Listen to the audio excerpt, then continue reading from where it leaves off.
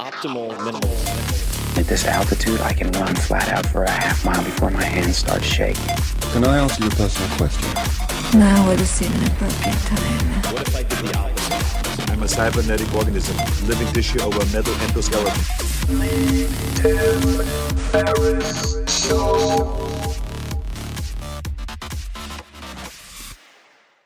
This episode is brought to you by 8 Sleep. My God, am I in love with 8 Sleep. Good sleep is the ultimate game changer. More than 30% of Americans struggle with sleep, and I'm a member of that sad group. Temperature is one of the main causes of poor sleep, and heat has always been my nemesis.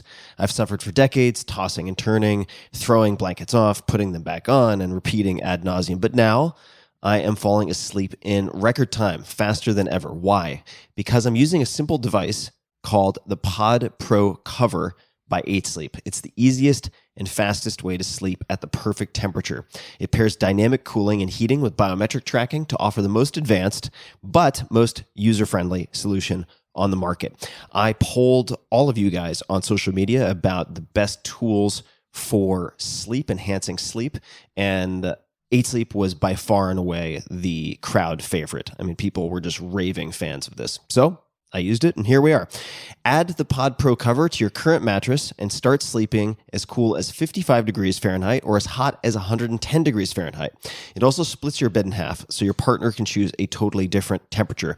My girlfriend runs hot all the time. She doesn't need cooling. She loves the heat, and we can have our own bespoke temperatures on either side, which is exactly what we're doing. Now, for me, and for many people, the result, 8 Sleep users fall asleep up to 32% faster, reduce sleep interruptions by up to 40%, and get more restful sleep overall. I can personally attest to this because I track it in all sorts of ways. It's the total solution for enhanced recovery, so you can take on the next day feeling refreshed. And now, my dear listeners, that's you guys, you can get $250 off of the Pod Pro cover. That's a lot. Simply go to 8sleep.com/Tim or use code TIM. That's 8, all spelled out, EIGHT, sleep.com/Tim, or use coupon code TIM, T-I-M. 8sleep.com/Tim for $250 off your Pod Pro cover. This episode is brought to you by Athletic Greens. I get asked all the time what I would take if I could only take one supplement. The answer is invariably Athletic Greens. I view it as all-in-one nutritional insurance. I recommended it, in fact, in the 4-Hour Body. This is more than 10 years ago, and I did not get paid to do so.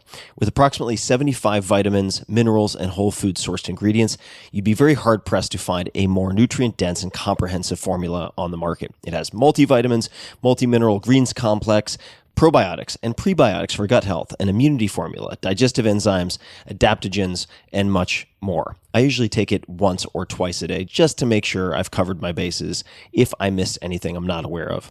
Of course, I focus on nutrient-dense meals to begin with. That's the basis.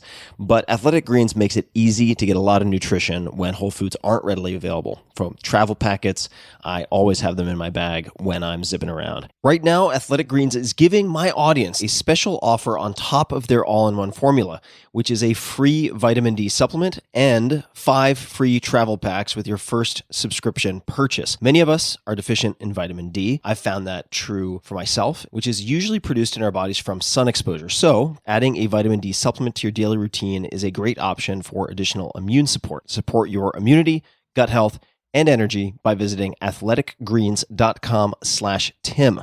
You'll receive up to a year's supply of vitamin D and 5 free travel packs with your subscription. Again, that's athleticgreens.com/Tim. Hello, boys and girls, ladies and germs. This is Tim Ferriss, and welcome to another episode of The Tim Ferriss Show. My guest today is a fan favorite, one of my favorites, Jack Kornfield. So Jack is one of the few people I have on speed dial if I hit particularly acute existential distress or anxiety. And this is roughly a 2-year anniversary since we recorded an episode, which I suggest everyone listen to, right at the early stages of COVID. This was in March of 2020. So who is Jack? Jack Kornfield trained as a Buddhist monk in the monasteries of Thailand, India, and Burma. He has taught meditation internationally since 1974 and is one of the key teachers to introduce Buddhist mindfulness practice to the West. Jack co-founded the Insight Meditation Society in Barre, Massachusetts, with fellow meditation teachers Sharon Salzberg and Joseph Goldstein. It's the German. It's the spending time in Germany that always messes me up there.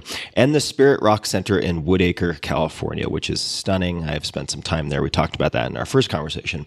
Over the years, Jack has taught worldwide, led international Buddhist teacher meetings, and worked with many of the great teachers of our time. He holds a PhD in clinical psychology. And I just want to mention an aside here. One of the things that I love about you, Jack, and respect about you is that you spend time both in the deeply philosophical, I shouldn't say both, there are many sort of stems to this, the deeply contemplative, but also in the deeply clinical. And you've worked with many, many different patient groups. So I think that provides you with a very interesting and eclectic broad spectrum toolkit. So I just want to say that for people who may not be familiar with you. And jumping back in, you are also a grandfather, husband, and activist. Some of your current projects include MMTCP, a worldwide mindfulness teacher training, Cloud Sangha, if I'm pronouncing that correctly. This is another word that I have trouble with. Yeah, all right, nailed it. SANGHA, a site offering access to expert mindfulness teachers online and a positive impact wisdom ventures fund. His books have been translated into 22 languages and have sold more than 1.5 million copies. I have read many of them. They include A Wise Heart, subtitle A Guide to the Universal Teachings of Buddhist Psychology, A Path with Heart, After the Ecstasy, The Laundry, one of my favorite titles, Teachings of the Buddha, The Art of Forgiveness, Loving Kindness, and Peace, Bringing Home the Dharma, subtitle Awakening Right Where You Are. And his most recent book is No Time Like the Present, subtitle Finding Freedom, Love, and Joy Right Where You Are. You can find him online, jackkornfield.com. That's KORNFIELD.com. On Twitter, at Jack Kornfield, Instagram, Jack_Kornfield. Jack, it's so nice to see you again. Thank you for making the time. It's a pleasure, Tim. Happy to see you. And very glad to know that you're in and that you brought rain with you. It turned out to be the rainmaker after all, and we really need it out west. So way to go. Thank you. I do what I can where I can. So I just need to figure out exactly how I managed to precipitate this rain and replicate that. But that's a project for after the podcast.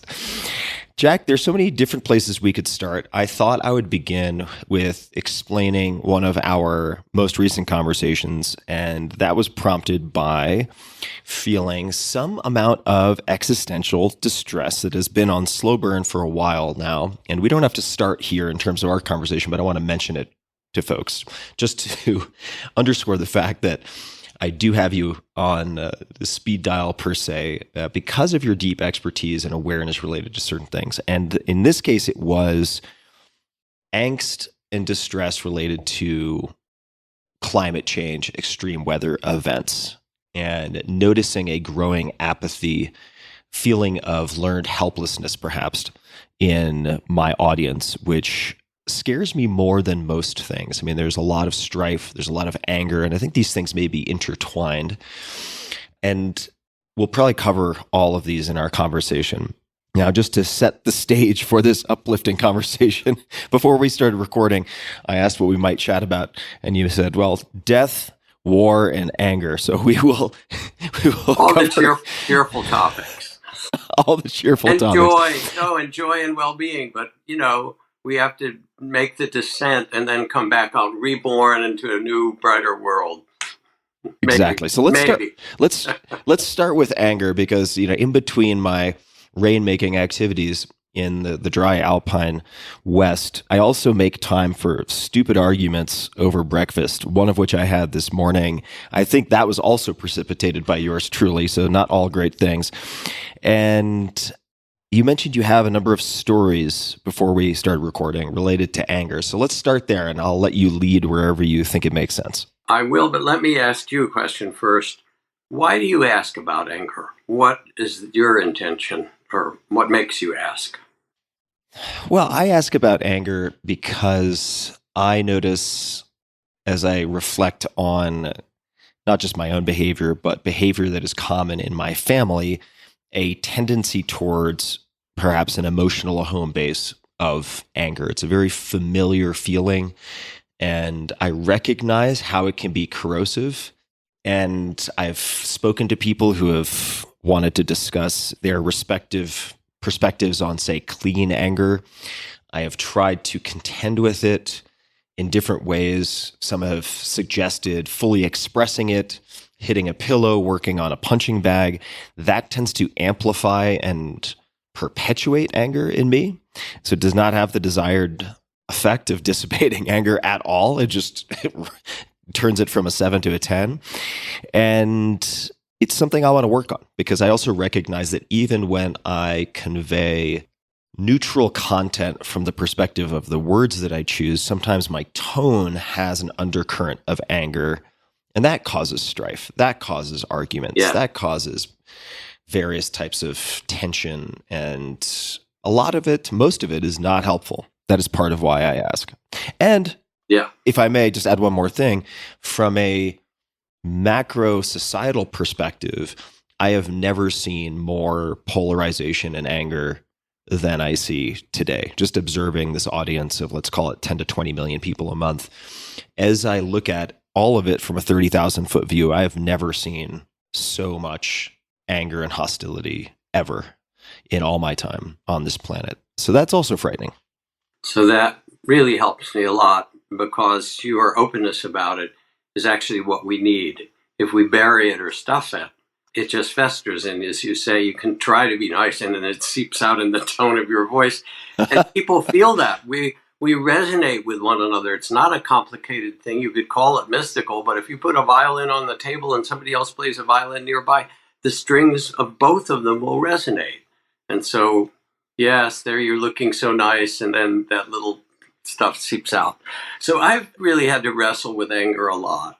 And the Greeks call it a noble emotion, the philosophers, because there's something of value in it. So the first thing I want to say is that anger in itself isn't bad. It's difficult to work with, but it's not a bad thing.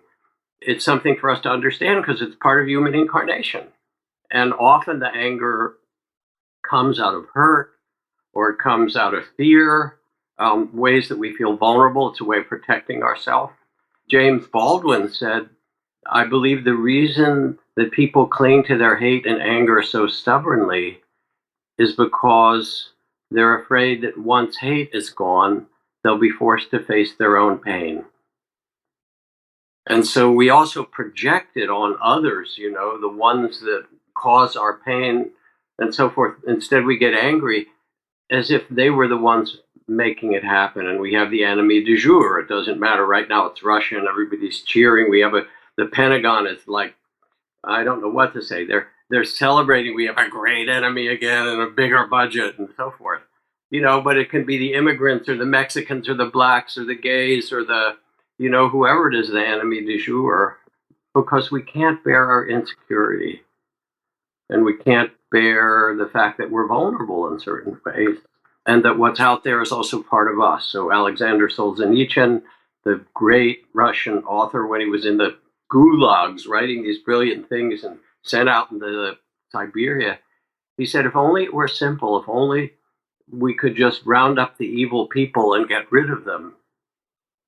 But the problem is the line dividing good and evil cuts through the heart of every human being. And who among us is willing to get rid of a piece of our own heart? So this is where we are as human beings. So here I am. I'm in the monastery. I did some years training as a Buddhist monk. And in my family, there were 4 boys, and we each had different roles. My brother got angry a lot. I think that was the healthiest in some way, because my father was angry, paranoid, wife batterer, somewhat mentally ill, and also a brilliant scientist who helped develop some of the first artificial hearts and lungs and did space medicine and stuff. But he was a terrifying figure in many ways. So I was the peacemaker in the family, trying to calm it down. I've now made that a profession. You know how that goes. But anyway, and I go in the monastery and I'm sitting, minding my own business, meditating, walking slowly in the forest in the remote part of Thailand on the border of Laos. That's an ascetic forest monastery. I wanted something tough. We're young men. Is there anything dangerous to do around here? Let me try it. And I start to sit, and at some point, not that long in my time there, the first months, I start to get more and more irritated at the way the monks around me are behaving and the problems and, this one and that one. And then I just noticed that I'm getting angrier. And all of a sudden, I realize that I have a lot of anger. It just starts boiling up because there's no distraction and I can't put it on somebody else really. And so I go to talk to my teacher about it. I said, all this anger is bubbling up. And basically, it shocked me because I thought I was a peaceful person. And mostly, I just didn't want to be like my father and hurt people. So I'm not going to be like him. But it turns out he's in there and it's all in there. And I tell Ajahn Chah, my teacher, and he looks at me and he says, good. He said, great, this is what you need to look at. He said, I want you to go back to your little hut that had a tin roof, close the one window and door, put on all your robes. This is the hot season. And if you're going to be angry, do it right. He didn't say go beat something. He just said, sit in the middle of it, take the seat and feel the fire of it and first of all, learn to tolerate it. Because part of what happens with anger is when we can't tolerate the emotions, then we lash out or it leaks in our words. And he said, so go and sit and bring your mindfulness to it and learn to tolerate it, because a lot of the power of meditation, as the neuroscientists say, is to increase the window of tolerance so you don't get reactive to things, but you have the ability to feel things fully and then decide how to express it. So I sit there, and after a while, it's like, okay, anger comes, and the great image in the Buddhist teaching is of the Buddha seated under the tree of enlightenment, that big world story or myth. And while he's sitting there, he gets attacked by the armies of Mara. You have no right to sit here. Mara comes as doubt.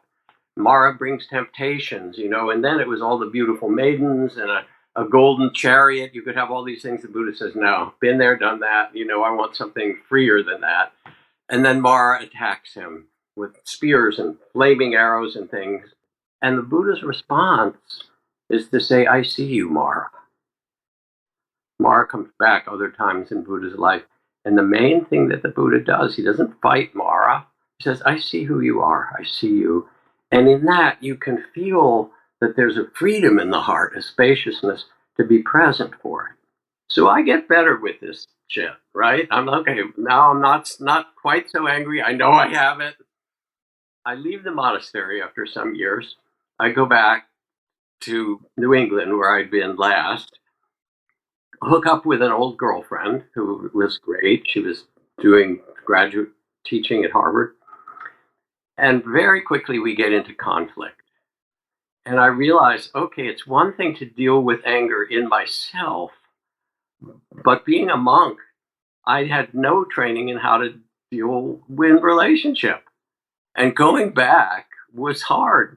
People talk about leaving the monastery, going back to their family.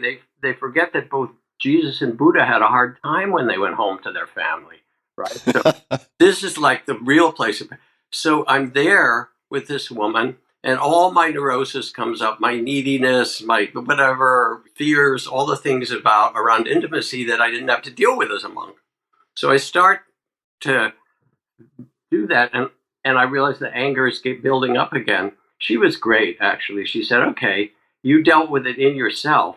Now let's do this together. So she says, come with me. She had an old Volvo station wagon, and in the back, she had 10 cases, big cases of bottles.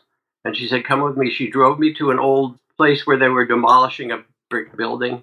She said, all right, get out. I want you to throw those suckers at the wall, and say whatever you have. So you just, about me, whatever, just let it out. Not so much as pounding the bag, but just making it all conscious. It wasn't like I have to do that every day.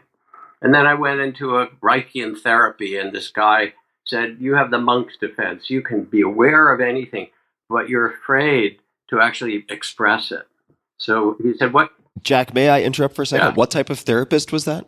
He worked with Wilhelm Reich, who was a contemporary right after Freud, who worked with the energy and sexuality of the body. And he asked me, what time of day is hardest for you? And I said, morning. I'm not a morning person. He said, great. I'll see you at 6 a.m. when your defenses are down. So I go in, and he has me do these breathing exercises to charge up my body, plays some evocative music, and starts working on my body, saying, you've got to let this stuff out, whatever it is. Okay. He worked on my body so hard one day he cracked 2 ribs, actually. Oh, But jeez. I wept, I cried, I got angry, I did all these things. So this was part of my learning it.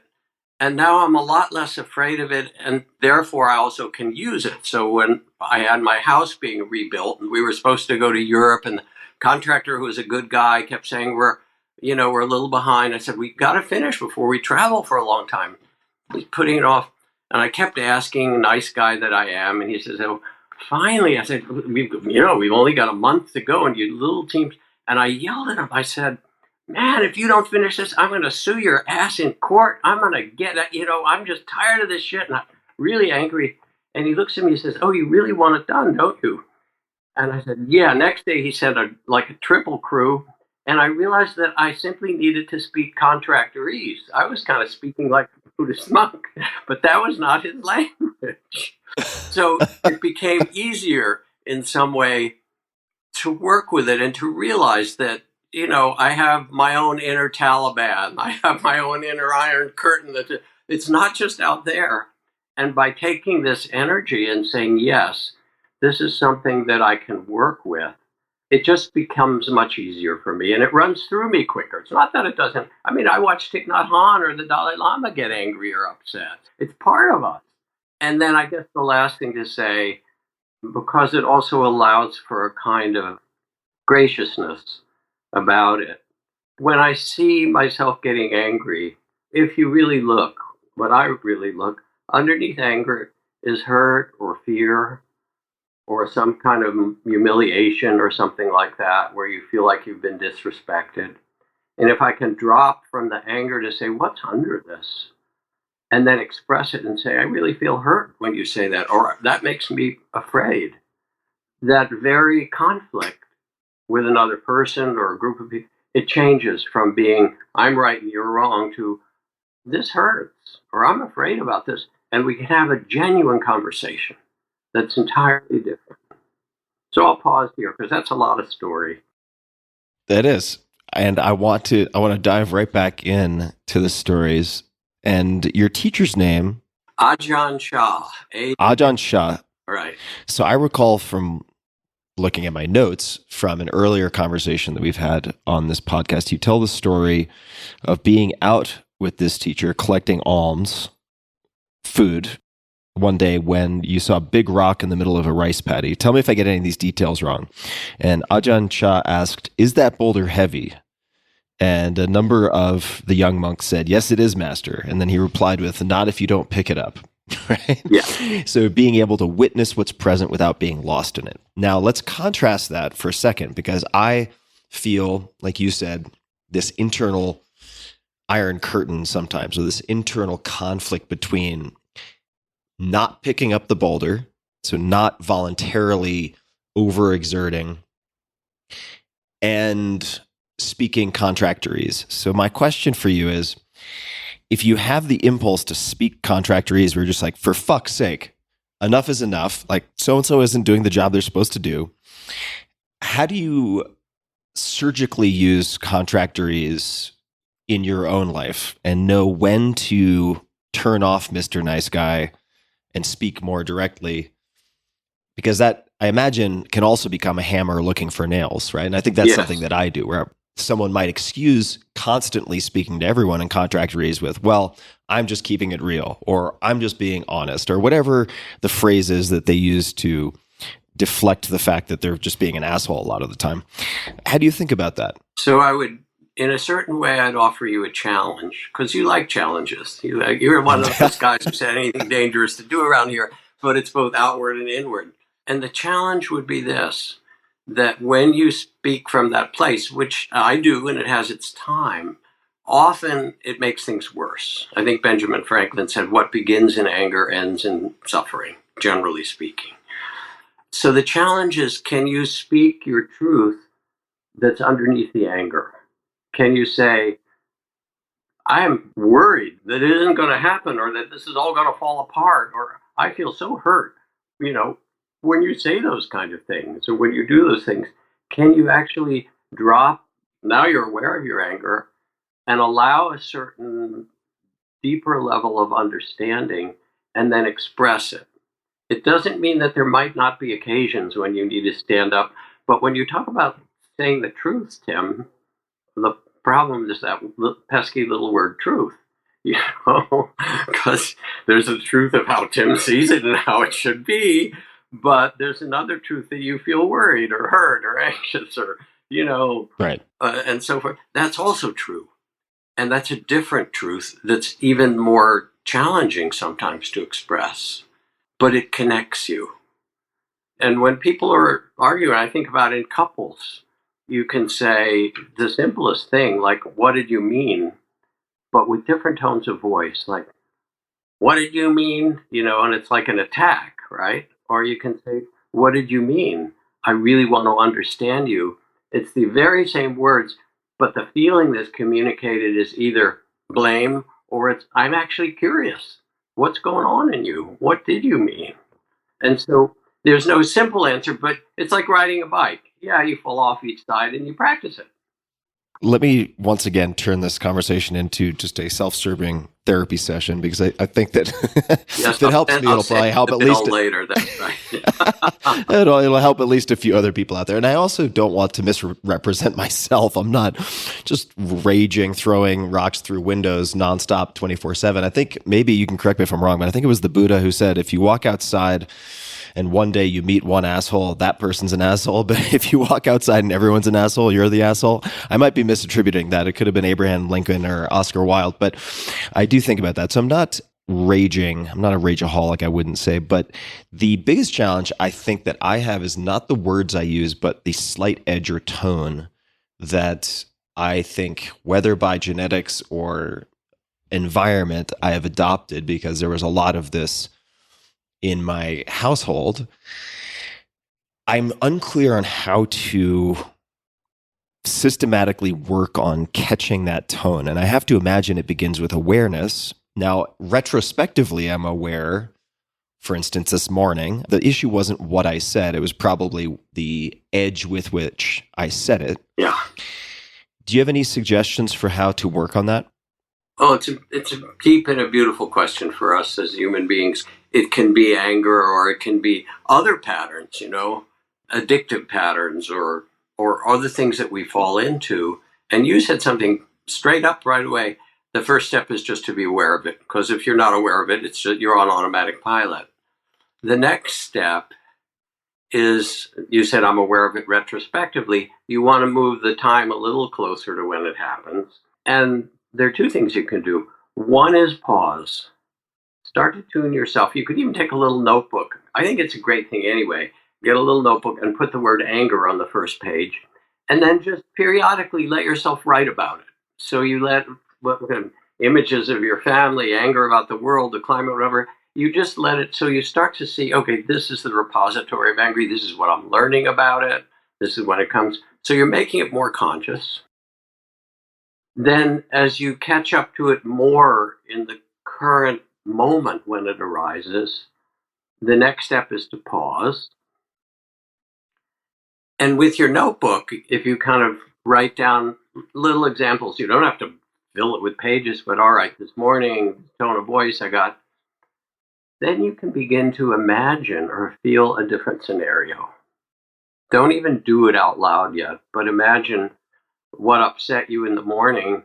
Even with that little tone, you say, how else could I have handled this? And the thing is that the imagination has an enormous capacity to change our neural structure. How we envision, as you know, Olympic athletes, they envision and they go into a game and they do better. You know this very well. You actually get to envision yourself. All right, now I am the Buddha. I have a certain fierce compassion, so you haven't put it all aside. But basically, I'm a gracious and caring human being. How would that come out in this situation?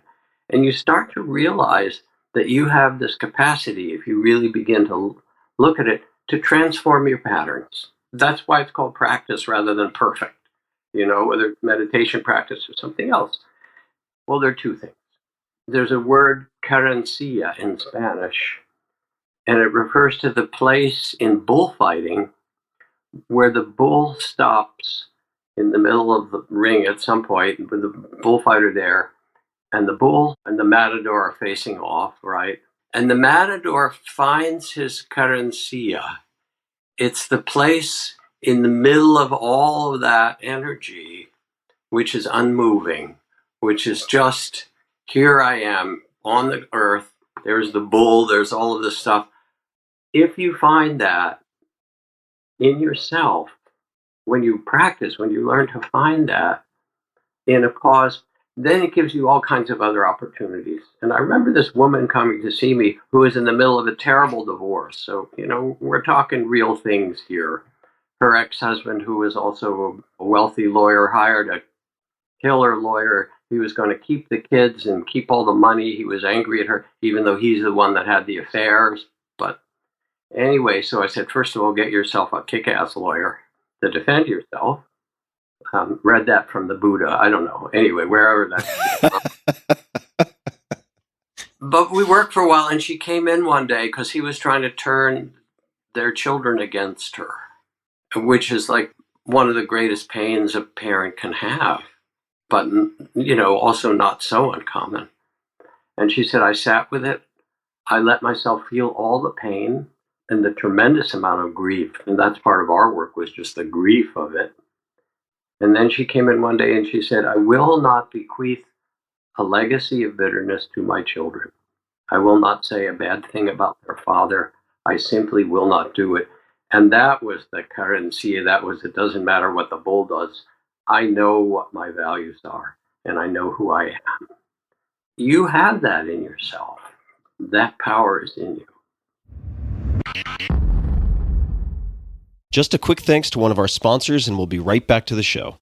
This episode is brought to you by LinkedIn Jobs. Small business owners juggle 100 balls and don't have time to interview unqualified or even underqualified job candidates. LinkedIn Jobs makes it easier for you to find the people you should interview faster and for free.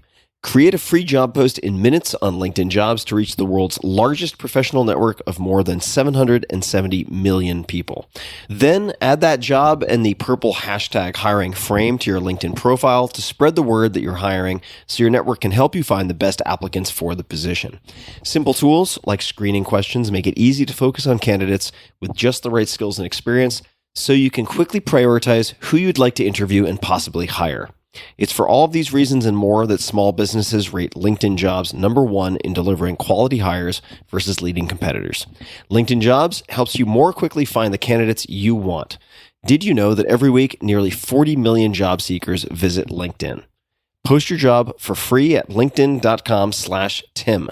That's linkedin.com/Tim to post your job for free. Terms and conditions apply. So, Jack, I want to make sure that we talk about death, and from the notes that we exchanged before we started recording, what happens as you die or when you die. But before we get to that, so give people something to look forward to, I wanted to chat with you a bit about something you and I haven't spent that much time talking about offline. And I feel like this may connect closely to my anger response, or just general kind of aggressive response to the world, and that is hypervigilance. So you know about my childhood trauma and my traumatic background, per se. For people who want more on that, just search my name and trauma and it'll pop right up. So we won't get into it right now, but there's a degree of hypervigilance and always seeking safety and maximizing or optimizing for safety that I think may be the foundation under which a lot of this anger arises. And I'm wondering how you have worked with people, whether they have complex PTSD or undiagnosed traumatic response in the form of hypervigilance. How do you work on that with people? Well, first of all, I'm just listening to you and feeling the suffering of it, not just for you, but for the child that you were, and for the child of so many people who were listening, the childhood, not everybody's, but I became somewhat that way, not that perhaps as much as you, because I didn't know when the car pulled in the driveway, was I going to get a raging, violent maniac father or just a kind of ordinary father. So I had to be vigilant like you. Underneath that, there's fear, but there's also a lot of grief. The loss of what could have been a healthier family, the grief that that child wasn't protected, and so forth. So for me, part of what helps with the vigilance is bringing a kind of compassion to that frightened part of ourselves. Because it's not just you as an adult, but as you point out, it's really that hypervigilance was learned long ago to protect you. And so I will do a practice of having people visualize themselves when they had to learn that, when they weren't safe.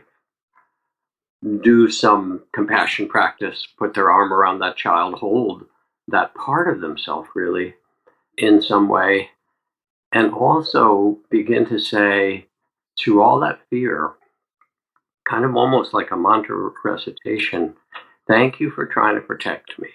Because it wires in the fight, flight, or freeze immediately. The brain says, the tiger's coming or whatever.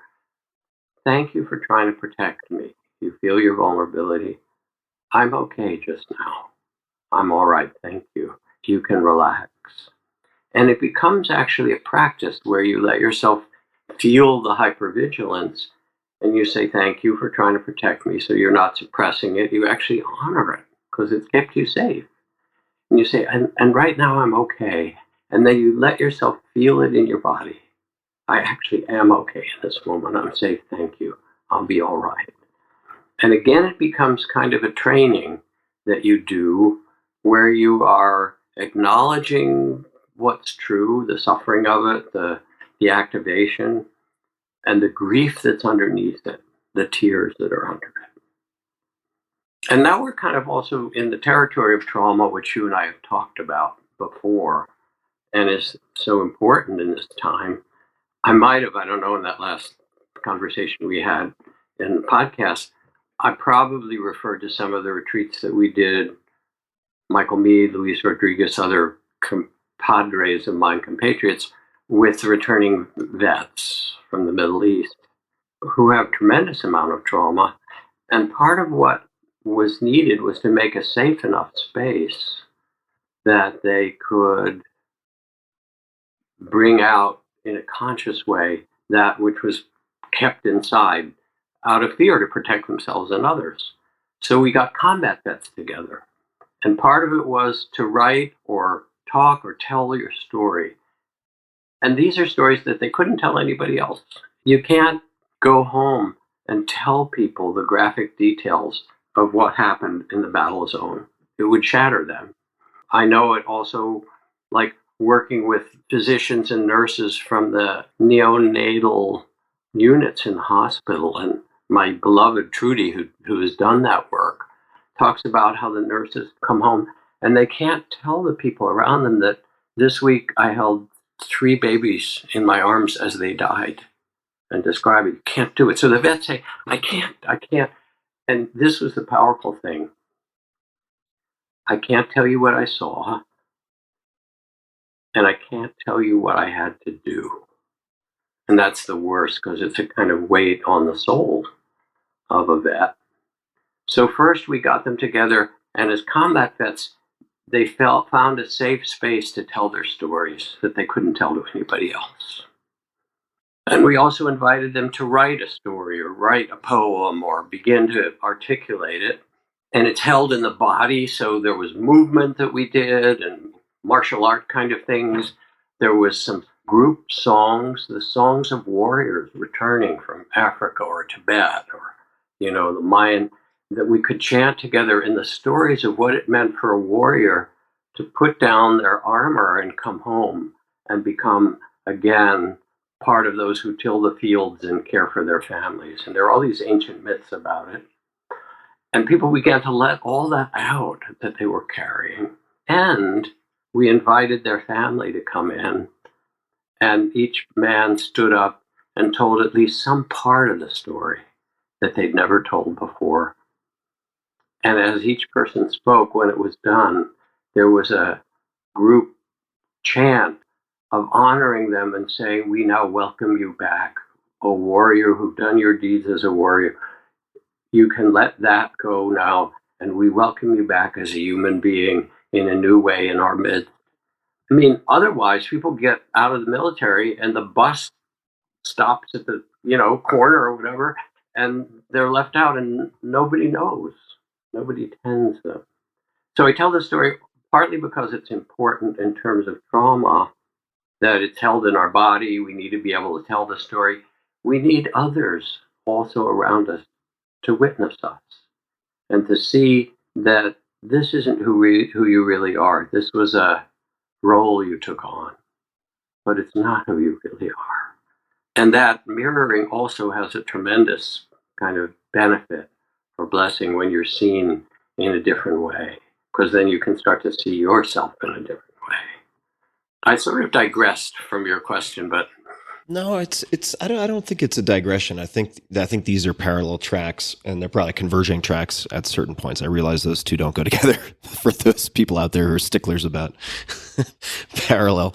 But question that comes to mind for me also, which is very front and center as I think about mental health, new therapeutics, new models for trying to address mental health.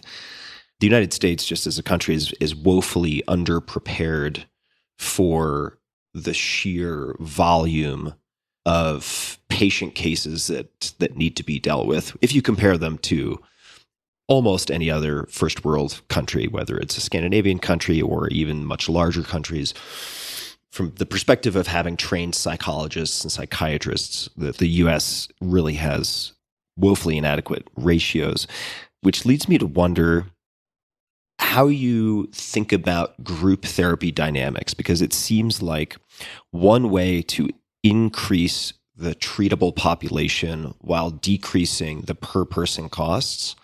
And this applies, as you just indicated, not just in some of the spheres that I know well and you know extremely well, but let's just say in the psychedelic therapeutics arena, where you could look at group therapies and integration with some of these different compounds, whether it's MDMA or others, say psilocybin for treatment resistant or major depressive disorder. But it applies also in unenhanced environments like the veteran example that you just provided.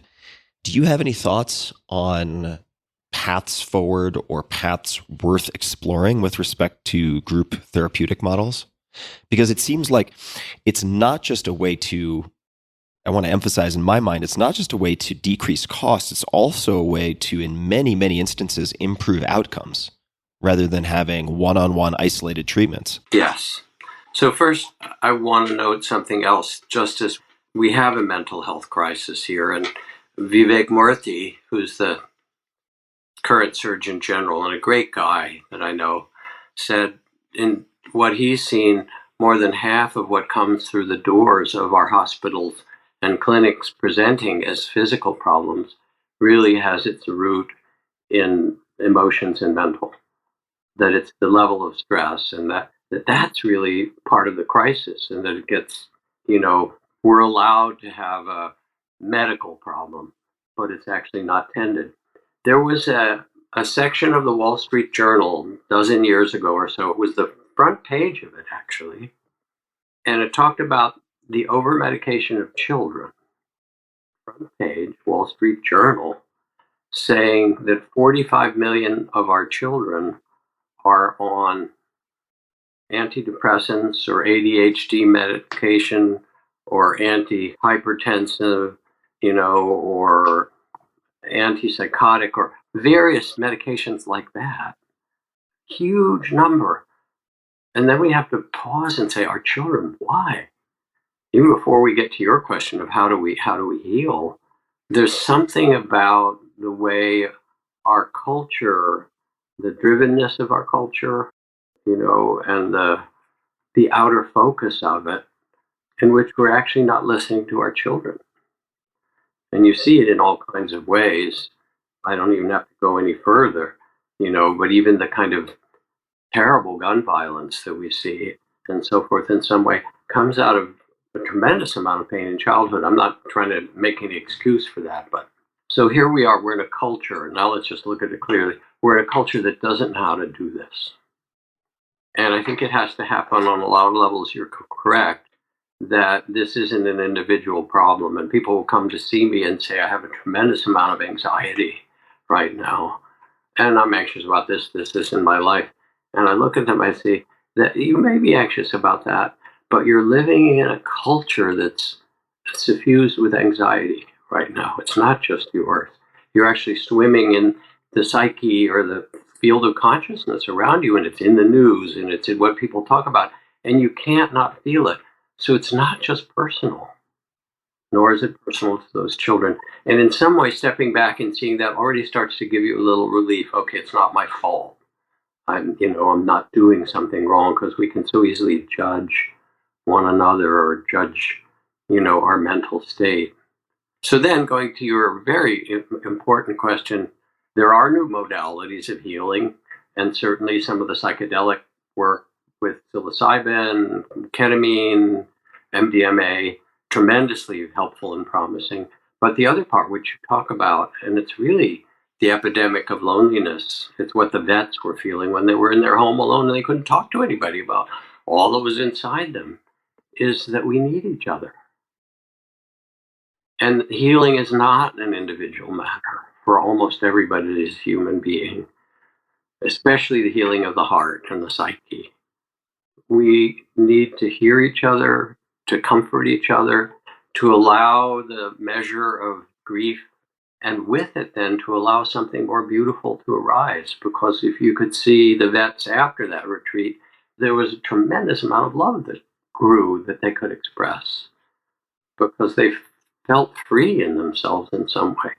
And so it's not just that you want to get back to, okay, I can function again, but that you want to renew your heart and you want to renew your soul and your spirit. And that's possible.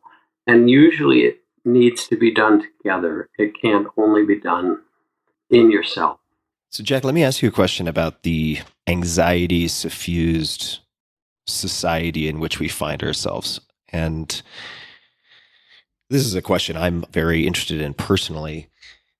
So, to what extent do you think about creating the ideal environment for yourself and your loved ones versus adjusting to an anxiety suffused society that is unlikely to be wholly changed by your efforts? And it makes me think of a very often quoted quote of Krishnamurti's, which is, "It is no measure of health to be well adjusted to a profoundly sick society." But one could argue that that is absolving yourself of any responsibility. So how do you think about choosing between those two, or a ratio between those two, or contending with that tension, if you see any tension between those two? I love your question, because it's a little like a Zen koan. The world is on fire, it's in flames. Do I stay around and try to put the fire out, or the Titanic's going down? Do I help people into the lifeboats, or do I flee? Do I go in the mountains, or do I get a little lifeboat and so forth? Do I stay or do I go? And the answer to those kind of koans is yes, which you point to. You gave the little mathematical answer. How do you titrate it in some fashion? Because I think it's both. The metaphor that everyone uses these days is, put on your oxygen mask first before you put it on your children. There's a way in which we have a responsibility to ourselves to try to stay healthy and well. And I know, if I go into a refugee camp, it doesn't help if I go in and I'm depressed and anxious. They're already feeling that. They don't need me to breathe. They actually need somebody who says, yeah, this is suffering, and there are ways to manage it. There are ways, even though it's difficult, there are ways and there are possibilities for us.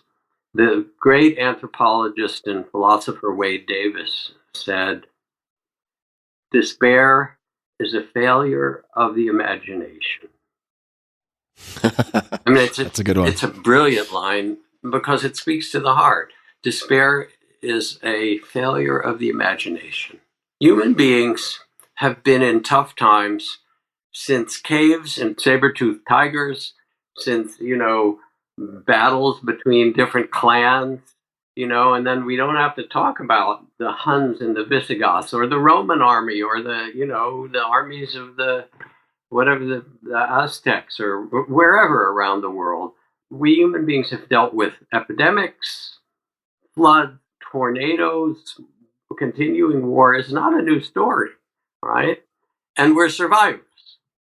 And we survive in two ways. First of all, we survive by protecting what we care about, which is ourselves and those close to us. So I do that. I want to protect my grandson, have him live in a place where it's safe, if that's possible, or safe enough, or myself. But I also don't want to turn away for two reasons.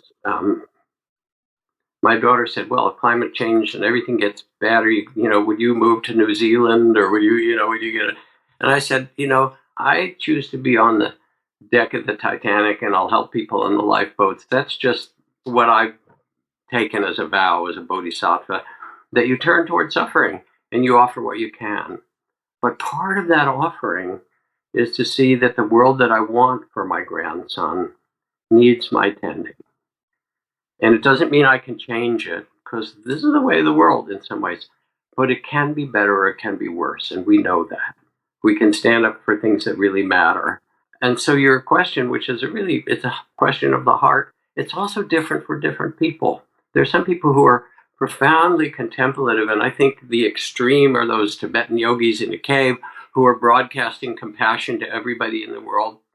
If we're all connected, as they say, as we find, then that's their contribution.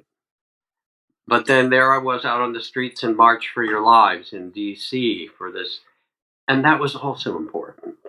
And I love the fact it was not this one, but with the prior March for Your Lives. I forget who it was, but there was a fantastic Black gospel singer who stood up, and she sang in a sort of gospel style, Bob Dylan's "The Times They Are A-Changin'," 40 years after it came out. Gather around people, the times are changing, don't block up the wall. And I listened, and it was the very same medicine that we needed. And I felt so glad to be out there with people. And I felt so glad that we were doing lobbying, petitions, and sending money and trying to support the organizations and do what we could. And I've also worked with kids coming out of street gangs in the cities, and they're veterans too. When we've had retreats with Army veterans, military veterans coming back, combat veterans, and some of these young kids, they look at each other in their eyes and they nod and they know that they've all been together in battle. Because some of these kids have seen as much shooting as some of these vets have. And so we actually need to tend to that. And it becomes part of our life purpose in some way. Yes, to take care of yourself, but yourself isn't separate. To take care of yourself is everything. So, Jack, let me ask you, and I'm going to say a bit, but the basic question is, what makes an effective bodhisattva versus an ineffective bodhisattva? So the 7 habits for the effective bodhisattva, or something like that, is like where this Silicon is. Valley. If you can measure it, then you can change it, right? How do we measure? Yeah, right. Well, I don't want to over secularize and pull all the magic out of it, but let me just riff for a second. You'll see where this is coming from. As I mentioned earlier, and I'm going to circle back to this, I've never before noticed so much apathy and disengagement and anxiety and depression in my audience of, let's call it 10 to 20 million, who I think are fairly representative across a very broad spectrum of not just American, but global society. But let's just stick with US society at the moment. It's every race, every creed, every political orientation. And I think one contributing factor, this is a theory, is that never before have people been exposed to constant global bad news Yeah. of every type. And so the question of how to be an effective bodhisattva stems from something that I've been journaling on myself in the last few weeks. And it came about from reading a revised edition of a book called the 80-20 Principle.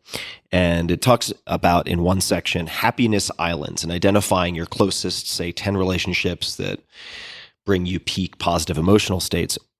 And I began to, after I made this list, ask myself, whenever I got an email asking for a coffee date or a phone call or fill in the blank, would I rather spend time with this person? Or if I look at my list of top 10 relationships and ask myself the question, am I spending as much time with these 10 people as I would like? If the answer is no, would I be better served, and would our relationships be better served by me focusing on these 10 relationships? And I found myself feeling this tension between trying to serve in my capacity as a writer and a host of a podcast, some amorphous larger group, or would we, on some level, be all better served if each of us just said, hey, make a list of your top 10 most important relationships and go serve those 10. And I'm sure it's not as binary. It doesn't need to be one or the other. But that's why I ask this question, because there are a lot of well-intentioned people who want to do good, but they're so scattered and their goals are so unclear that they never really produce much. And that's a very rambling, long, compound question, but you see where I'm going. I think it's a great question because it's carried in the hearts of a lot of the people listening. Part of the reason I think, as you point out, that people aren't responding maybe as effectively as they might is because they are overwhelmed. And there is a kind of despair, and it feels like a helplessness that sweeps over a lot of people. The problems are too big. It's not possible. One of my favorite friends, colleagues, mentors is a woman named Joanna Macy, who's been working on nuclear disarmament, climate change issues, world peace, all kinds of things for decades now. She's in her 90s. And years ago, she started, I think it was together with John Seed, another environmentalist, a series of practices called the Council for All Beings. And it was part of what she calls despair and empowerment work. And that phrase really carries a lot. So people would come and they'd meditate and they'd talk about the issues of climate change and so forth. And then they would be asked to be silent for a day or two while they were there in some camp out in nature, and to go out and find, whether in the forest, in the stream around, or in their imagination, it could be the polar bears in the Arctic or whatever, some profound connection that they have with the natural world, of something that they really care about. And then, because she's playful about it, they had all kinds of stuff there. She said, okay, come back and dress up as your thing. So people came and made a look. That was some decades ago. But in any case, they came back and they made a circle. And in that circle, they were asked to speak for that part of life that they felt so deeply connected to. And someone would sit up and say, I speak for the salmon.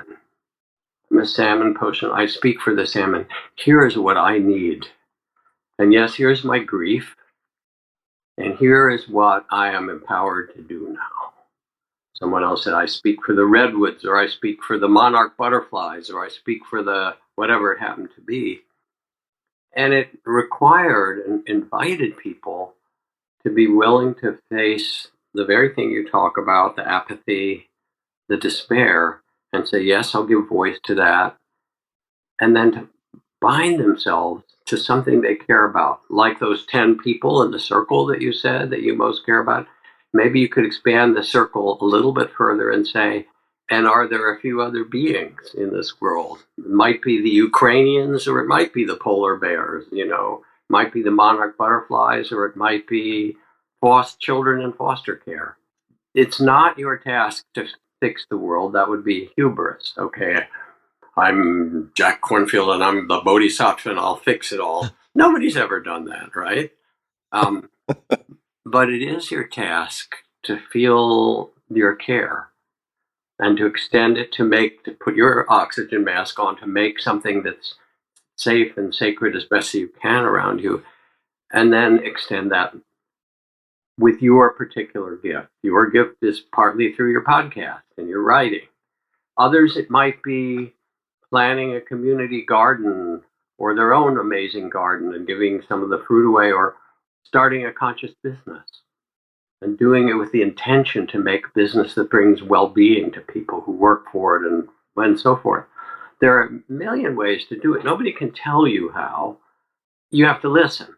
The other thing is that nobody else can do it for you. I mean, you are doing it in a way. So, you spend plenty of time with those 10 people. Hallelujah. I encourage it. And I don't believe you're going to stop your podcast, and I don't want you to. No, I'm not going to stop my podcast. You've got both. Actually, in a way, you're asking something that you've already answered. So there's a story of a woman who taught in a middle school or something like that in the Tenderloin in San Francisco, in the kind of the most difficult, poorest part of the city, more people without homes and so forth. When she got home, she had an apartment near there.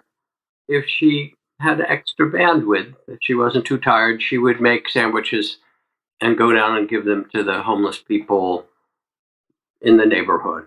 And little by little, people found out about it, and she became a kind of minor celebrity for giving out the sandwiches. And once that was found out, somebody wrote something about it. So she started to receive envelopes of money for your good work for the homeless. And she answered them all with a one-line note sent back. She said, "Make your own damn sandwiches."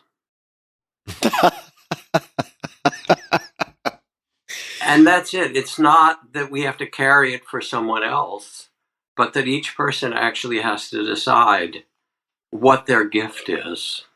And no matter how much despair you have, I want to ask you on behalf of my grandchildren to extend your hand and mend something, to connect with somebody, to do something, not just on behalf of them, because actually I know that it's good for us in our human incarnation, for our soul somehow to do that. And that's part of the answer to it. It's not just despair, but it's empowerment, and realizing that Alice Walker's phrase, "We are the ones we've been waiting for." It's clear the politicians ain't going to do it. The military ain't going to do it. Who is it? Oh, as Miss Piggy would say in, Sesame Street, moi? Uh-oh. Now we're really in trouble. But it also makes a difference. And I used this last time when we talked because it's an image that I find so compelling from Zen Master Thich Nhat Hanh, who died recently. He said when the crowded Vietnamese refugee boats, and he went to try to help with them, when the crowded Vietnamese refugee boats met with storms or pirates, if everyone panicked, all would be lost. But if even one person on the boat remained calm and steady, it was enough. It showed the way for everyone to survive. And then you say, well, who is that one person? Because the boat's rocky, the seas are up, there's anxiety, there's depression, but also we are now facing a time of tremendous moral challenge and opportunity. You could either succumb in some way and drown in the depression or the helplessness, or say you are now being charged in this time in human history to stand up in some way and offer your piece of moral courage as a voice or an action, your piece of compassion, your bodhisattva, which means just someone who wants to alleviate suffering no matter what's happening, being willing to see the suffering and the despair and say, that's not the end of the story. We're survivors for, centuries and millennia. We know how to do this. So I'd like to segue to two things, Jack. The first, just because I keep planting this flag and I want to make sure I don't break any promises to listeners. You mentioned Thich Nhat Hanh, whose books had a huge impact on me. Specifically one, I don't think it's an anecdote. I think it's more of a metaphor, but I remember it so clearly, and I can't quite pinpoint why this stuck with me in the way that it did. I'm going to come back to his death, which I watched. I watched his, not his death, but his cremation. Mm-hmm. and the entire procession on YouTube, actually live streaming. The metaphor, just so I can mention it since I brought it up, is he talks about doing the dishes. And if while you're doing the dishes, you're thinking of only what you're going to do after the dishes, that if later you think you're going to, say, enjoy a peach after you finish the dishes, that when you are eating the peach, you're not going to be enjoying the peach. You're going to be thinking of whatever comes after the peach. And that's just stuck with me for decades now. That, if you're thinking of something else while you're viewing what you're doing as drudgery and you're looking forward to X, chances are when you then think you are going to enjoy X, you'll be thinking of something else if you don't train that present state awareness. So a lot of his teachings have stuck with me. Let's talk about death for a second. And specifically the wording that I have in front of me is what happens as you die. You have, over your many decades of life now, one of the widest ranges of experiences, including non-ordinary experiences of anyone that I've ever met. So please expand on this in any way that you think makes sense. Death and what happens as you die.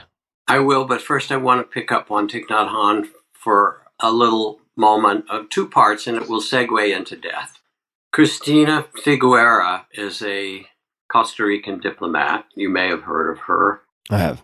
She was the UN representative for climate, and she helped to organize the Rio Climate Summit that happened, I don't know, a decade ago or so. And then it was her job to organize the Paris Climate Summit that happened, I don't know, 4 years ago or whenever it was. And she tells a story. She said she had gotten to a place where there was so much contention among the different nations and players about whose fault it was and who was going to do what, that she became really despairing about climate and about what we might do, understandably so, and maybe even a bit paralyzed. And then somebody said to her, I think you need to step out of this despair place for a little bit, try something different. There's a place down in southern France run by this Vietnamese monk named Thich Nhat Hanh. She'd never heard of him, called Plum Village. Why don't you just go there for a couple of weeks, get out of Dodge. And so she did. And she said, I went there, and first of all, it slowed her down. She was not running like we do. You watch Thich Nhat Hanh walk, and he walks like every step. You were talking about being present. Like every step is a miracle that, wow, I'm still alive. I can walk. The earth is here. Here we are. What have I closed my eyes to? It's extraordinary. Like it was the last day of his life. He's just there. And then she began to practice with him, to breathe, to bring some well-being into a body that was carrying so much tension and suffering, and to let it go, to hold it in compassion, to begin to release. He told her to put a little smile on her lips as she did it. And it wasn't like the smile of, okay, denial, but it was the smile of the sages, the wise ones who've been through everything and say, we're still here. We know how to do this. And then she took the teachings of interdependence from him, of how every breath you take is completely breathed with the, raccoon in your backyard and the earthworms. And it's not a fiction. It's the reality. We're exchanging air. I heard that thing, you probably heard it, that the next breath you take will have a molecule from Julius Caesar's dying breath. And the likelihood is 99%. So I heard that, and I come from a family of scientists, even though I'm a kind of a weird one in that. I thought, well, could that be true? So I did the math. I said, okay, how many molecules? Well, in 1 mole, there's Avogadro's number, in 1 liter maybe of that breath, there's 10 to the 23rd molecules. Okay, how many liters of air? And I looked it up, how many kilometers of atmosphere there is, and then how many liters in that. It turned out it was 10 to the 22nd. I said, yeah, 99%. Julius Caesar's with you. You are breathing everybody. You're exchanging breath with Gandhi and, Mother Teresa and Vladimir Putin and Stalin and everybody else. We're in it together. She saw it. And she said, oh my God, I've been doing it wrong. I've been thinking in terms of victim and perpetrator, which is how everyone is seeing it. You're bad and you're being hurt and so forth. She went back and she said, I saw us as a family, as interconnected. And I wrangled 196 countries or whatever it was, and we got the Paris Climate Accord. So this is a Thich Nhat Hanh story, but also a climate story, because it's saying that there's another way to see it beside despair and empowerment. So when Thich Nhat Hanh died, he wrote this thing. He taught about it for a long time. He said, "I have not died." He said, "You just think I've died." He said, "But if you look at a cloud, the cloud turns into snow or rain that falls in the streams and goes in the rivers and goes to the ocean. The sun heats the ocean and the cloud forms again." He said, "We are this." He said, "I am not separate from you and the clouds and the rain. We are just the same field of awareness, of consciousness, of being. And so I was never born who I really am, and I can never die. I'm with you." So I was sitting with my father as he was dying. I'll get that because I'm getting philosophical there, but people actually want some that Thich Nhat Hanh is remarkable. So I'm sitting with my father. Now, my father was, as I said, I think now slightly mentally ill, paranoid, violent, easily triggered, and he was near to dying. As I said, he'd been a scientist who'd helped invent heart, lung machines and things like that. And so I sat with him, and he was terrified of dying. He was in the University of Pennsylvania Medical Center. He'd been a student at the University of Pennsylvania, and he kept looking over at the monitor to see if he'd died yet, and if anybody would notice. And because he designed some of these monitors, he was really like tuned to it, and his fear was really great. I said, "So, Dad, what do you think happens when you die?" And he said, "Nothing. Dirt. You go back to this. I'm a scientist. You go back to dirt." Right? I said, "Well, if you're a scientist, that's a presumption. I thought scientists did experiments. Don't you want to see what happens?" He said, "What do you mean, see what happens?" I said, "Well, let me tell you my experience." And I described how when I was in the monastery, I'm beginning to learn my meditation, and I got exhausted. I did a year in silence, sitting in meditation or walking 20 hours a day. And I lay down on the floor one day, completely exhausted, saying, "I'll get up in 20 minutes and keep going. I'm going to get enlightened." You know how foolish young men are. And I got up, and I started to do this slow walking in this cottage I was living in. I got to the window. I looked out. I saw my teacher at a distance in the cottage, several places over, meeting with somebody. I turned around, and I walked across the floor, and I saw a body on the floor. And I went, woo, a little rush of fear. And then I realized, oh God, it's me. And I was having my first out-of-body experience, and I went close, and I peered at myself. I said, wow, this is trippy. And then I fell into my body, and I'm on the floor, and I stood up. And then I learned more how to do that. So I told that to my father. I said, I had past life experiences. I remember being a monk in a kitchen and, the Middle Ages in a Chinese monastery, and it was not fun. And I know all these. And then I looked into it, and it was how it was in those days. And then I said, and then I've done past life regressions with people all around the world. And people who believe it or don't believe it, it doesn't matter. Half the people have these amazing experiences, and it doesn't matter whether they believe it or not. It's a complete surprise. And I've sat with people as they've died, and they've gotten close, and they'll float out of their body and then come back. I said, how's it going? He said, well, I started to let go, and there was this whole field of light, which I know from meditation and dying in meditation.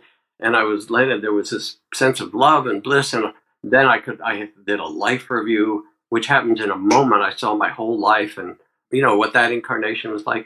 And I kept telling him these stories. I said, so when you die, I said, you claim to be a scientist. Why don't you take it as an experiment? Because it's likely that you'll find yourself floating out of your body. And you go, whoa, what's this? And then there'll be a sense of light and release. And often there's a sense of joy and a sense of connection to something so much bigger. I went on for a little bit. I said, of course it might happen that you're right and nothing happens. But from my experience, inwardly and with so many people, you're going to start to die and you'll float out of your body, and there'll be surprises for you. And if that happens, remember, I told you so.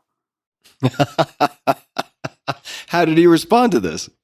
He responded medium.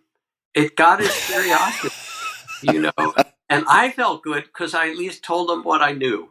We are consciousness. You're not your body. You have a body, but it's not who you are. You're certainly not your thoughts. Oh my God, if you were your thoughts, we'd be in trouble, right? They keep changing anyway, one opinion to another. And you're not your emotions. They come like the tide or the weather. So who are you? Who you are is the awareness itself that was born into this body. You are consciousness. So I got to tell him a little bit, my side of science, sort of the weird science side. And he sort of listened, and I thought, well, maybe this will be useful to him. All right, I have to pick up on one thing you mentioned in passing, because a lot of folks are going to harass me, and it's also piqued my curiosity. When you mentioned your first out-of-body experience, and then I believe you mentioned later learning how to do that type of thing. Yeah. How does one learn to do that type of thing, and why would one learn how to do that type of thing? What is the value? The first thing is, I wondered whether it was real or not. But then when I got back in my body and I went over the window and looked out, there was my teacher and there was the person visiting them, who I wouldn't have seen while I was sleeping. More often than not, people's experience of that kind, and it's actually more common than you'd think, happens in an accident or in some great distress. And literally, you could talk to thousands of people who said, I was in this car accident, the medics came, and there I was floating above, watching, and they can tell you things that happened that they couldn't possibly have seen. Their eyes were closed, they couldn't see that way. There are thousands of detailed accounts of that.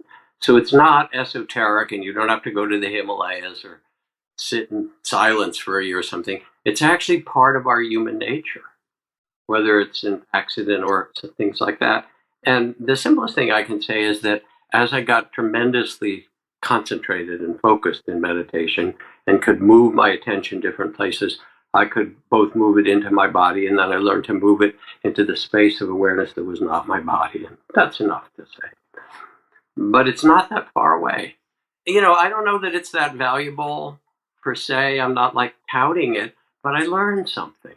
Just like I learned things from taking psychedelics. Whoa, look at that. Everything's dissolving. And whoa. It's not how I thought it was. And in fact, and whatever, all kinds of things. So I learned something of value from it. I may come back to that, but it sounds like the out-of-body experiences wouldn't make the cut into the 7 habits of effective bodhisattvas. Is that what you're saying? What makes the cut is knowing who you are. That you're not limited by the identity that you play in the world, because we have all these roles. You're a podcaster, you're a writer, you're, the boyfriend or the father or the grandmother, you're a business person or a healer or so forth, all that. And all those roles change. I mean, one person can be both the father of somebody and the son of their mother and the grandson of their grandmother. They can both be if you're a policeman and you come home, there you are, you're on your beat and you've got your uniform and your gun and so forth. And if that policewoman comes home and tries to be the policewoman in her family, she will have a very unhappy family life. She has to not only put her gun down, she has to put her identity down and become a mom or a wife or a daughter to her parent or a colleague, friend. So we have all these identities. They're not who you are. They're what your incarnation offers to you, and you get to use them to grow your heart and compassion, to understand the world. I mean, you can have your own purpose, but I would invite people to reflect on what would be a beautiful purpose for this incarnation, rather than one where you just suffer. And when you start to see that, then it frees you. Then the suffering isn't so much of a problem. I think of our friend Ramdas, 20 years in that wheelchair, half paralyzed from a stroke, aphasia, repeated infections, lots of body pain. And by the end of his life, he just became pure love. He said, I love everything. I'm so grateful, like Thich Nhat Hanh, for this life. I love it. I love this wheelchair. It's carried me. I love those who take care of me. He said, I used to take care of everybody and do all these things. And now they have to pick me out of bed and wipe my butt. I didn't like that. He said, I wanted to be the hero who was going to save everybody. And now I have to be a vulnerable human being. And I love that too. It's taught my heart something even bigger. So what do we want to do with this life, basically? You each have your measure. What do you do with it? Let me ask you, Jack, just to pick up on finding a beautiful purpose. Speaking personally as someone who's generally oriented towards the world and my environment and people around me with vigilance, hypervigilance, I think I have focused a lot on reducing risk, eliminating pain. It's a subtractive approach. Does that make sense? Yes. It's getting rid of things. And we've talked about, for instance, contending with despair. But I don't have to, but I imagine that finding or seeking joy amidst it all is perhaps quite different from subtracting the bad things. Yes. How would you speak to that or suggest people think about that? So first, if you'll forgive me, I want to read you a poem. It's a full page poem, so it's not super short. And it's one of the great poems, I love poetry, that I've read in decades, from Jack Gilbert, who was one of our master poets. And Yes, it's called A Brief for the Defense. All right? And it speaks to your question. Sorrow everywhere, slaughter everywhere. If babies are not starving someplace, they're starving somewhere else, with flies in their nostrils. But we enjoy our lives because that's what the gods want as well. Otherwise, the mornings before lavender summer dawn would not be made so fine, and the Bengal tiger would not be fashioned orange and black so miraculously well. The poor women at the fountain are laughing together between the suffering they've known and the awfulness in the future, smiling and laughing while somebody in the village is very sick. If we deny our happiness, resist our satisfaction, we lessen the importance of their deprivation. We must risk delight. We can do without pleasure seeking, but not delight, not enjoyment. We must have the stubbornness to accept our gladness in the ruthless furnace of this world. To make injustice the only measure of our attention is to praise the devil. If the locomotive of the Lord runs us down, we should give thanks that the end had magnitude. We must admit that there will be music despite everything. It's a quite extraordinary poem. That really is. Who is the author one more time? Do you say Jack Gilbert? Jack Gilbert, yes. We must have the stubbornness to accept our gladness in the ruthless furnace of this world. To make injustice the only measure of attention is to praise the devil. How did you find this poem? Or how did it come into your life? Oh, I read poetry a lot. And I don't know where it came from. I've had it for some years. And I've made friends with some poets. And I've even tried to write poetry. Sadly, I'm not very good at it. You know, it's like you go to your favorite band. All right, I'm young. I'm going to go hear the Dead. I wish I could play with them. I can't. I'm a great fan. I'm a fan of good. And we're lucky because we have the great poets of the world. We have Hafez and Rumi, and, you know, we have the Chinese poets. We have Li Po, and we have all these magnificent poets. My good friend, Luis Rodriguez, who was the poet laureate of Los Angeles a couple of years ago, and is a Latino activist who's worked with gangs and worked in prison because he was in a gang. In fact, his first major book, which wasn't poetry, was called La Vida Loca, My Gang Days in L.A., which he says proudly is the most stolen book in high school libraries across America. And his platform as a poet, he's running for governor. He wants to be, if he can, come in second, you know, so he can run against Newsom. He knows he won't win. He said, but I want to stand up for the homeless. I want to stand up for the farm workers. What kind of culture it is that these people all work to feed us and they don't have enough food stamps to feed their children. I want to stand up for climate and for public transportation and alternatives. He's got all this beautiful platform. Jack, let me ask you if I could, just before we move to your friend. A Brief for the Defense. Why did you read that, and what do you make of the title also? Well, the Brief for the Defense is it's in defense of joy. And I'll go back to it with you. I'm happy to. André Gide, the great French philosopher, said, when you understand correctly, you must embrace joy as a moral obligation. For there's a book and now a movie that came out, The Book of Joy, that's a dialogue between Archbishop Desmond Tutu, who recently died, and the Dalai Lama about joy. And part of what's in that book, it's mostly in a record of their dialogue. They each acknowledge the immense suffering that they've been through and the people around them.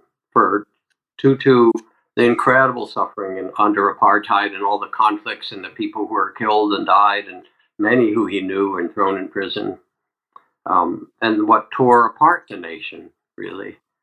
And he was right in the center of it. And the Dalai Lama, of course, fleeing from Tibet, having the Chinese army burn the sacred texts in the monasteries and imprison monks and nuns and take over the culture. And as he said, they've taken so much from me, why should I let them take my happiness? And they talk to each other, and they're both very funny. They both have great senses of humor. And they say, for them, like Gide's moral obligation, the world is too magnificent and mysterious and too beautiful to live on the channel of despair. It's just not. So in the Buddhist tradition, we have these practices where you cultivate joy, where you look through the eyes to see first the secret beauty in everybody going by. And one of the parts of that practice of joy, and you could try it, Tim, is when you look at somebody, try to imagine their happiest day, their happiest moment as a young child. Because even if they had a bad childhood, which some do, there were days when they were tickling and wrestling and rolling around and laughing and think, there's an inviolable spirit in children. I've seen it in refugee camps that just can't be stopped. An innocence and so you look at that person and you see not that adult with all their cares and traumas and whatever, their fear and anger, but you realize that that child of the spirit is in them. It actually still is. And then you start to remember your most beautiful, happy days as a child. And then you invite and invoke it. May I live with that spirit. May I see it in others. So, Tim, I want to pick up with the thread of joy coming out of that poem and Gide's sense of joy as a moral obligation, because people can often think about meditation as something like a grim duty. All right, I've got to go to therapy and I've got to work out and I've got to diet and I should meditate, as if it's some self-help thing. And especially since you asked, when your nervous system, as all of ours, is in disarray right now somewhat and vigilant and wary, meditation is not supposed to be a grim duty, but rather more an act of adventure and understanding, of opening the mind and heart and bringing a sense of well-being. Mahatma Gandhi said, what use is freedom if it doesn't also include the freedom to make mistakes? And my teacher, Ajahn Chah, we would ask him different questions about things. And a lot of the times he would say, it's uncertain, isn't it? Tell me about enlightenment. He'd smile. He'd say, it's uncertain, isn't it? Well, tell me what happens when you die. It's uncertain, isn't it? I mean, he had teachings, but he loved the wisdom of uncertainty. He said, why don't you be, just as you talked about, Tim, when you're washing the dishes, as Thich Nhat Hanh described, to feel the soapy water in your hands and enjoy washing the dishes or being with another person. I remember reading about these Russian astronauts who got in trouble and were not sure they would even make it back from their orbit above the Earth where they'd been for a while, but finally they did, and their capsule came down and opened, and they said they touched the Earth with their feet, and it was the most glorious moment just to be in the dusty plain of Kazakhstan and touch the ground and the plants that people might have called weeds to see the eyes of people who were walking around meeting them, or to be able to go home and sit at a table with people felt absolutely miraculous. And so there's something about meditation when we quiet the mind, and yes, we can bring compassion and tend to all the difficulties that we carry, but it's an invitation to get bigger, to feel the sense of mystery. As the poet says, I'm moving at tremendous speed toward a star in the Milky Way. My heart's a little fast. Otherwise, everything is fine. And for you and those who listen, to remember that spirit of adventure and joy that was there as a child, the child of the spirit. So if you would, Tim, close your eyes for a moment. Let's just meditate together, and other people can join us. And take a couple of long breaths and let yourself settle.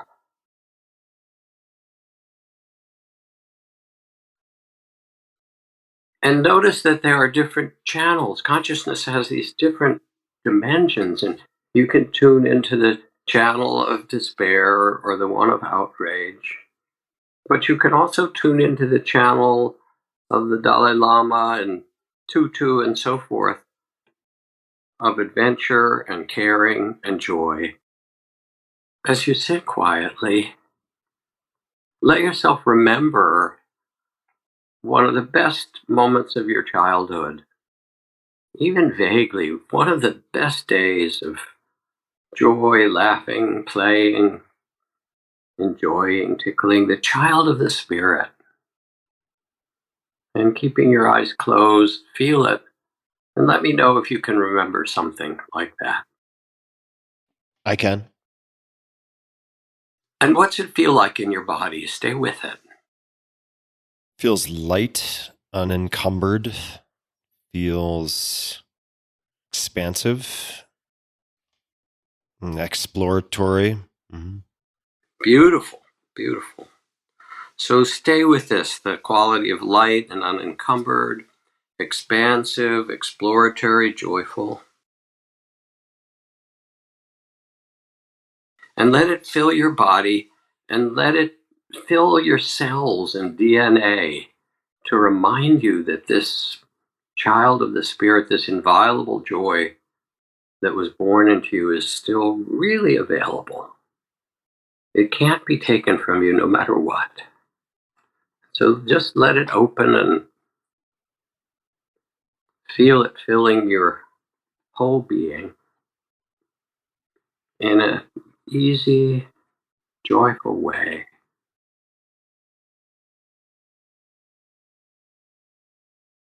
And now let yourself imagine that some being who carries the spirit of joy and wisdom amidst everything in human life, some amazing being, comes to join you as a guide, as a friend, as an inspiration. And let yourself be surprised who wants to come, this carrier of joy and wisdom amidst it all. And see who wants to arrive or appear.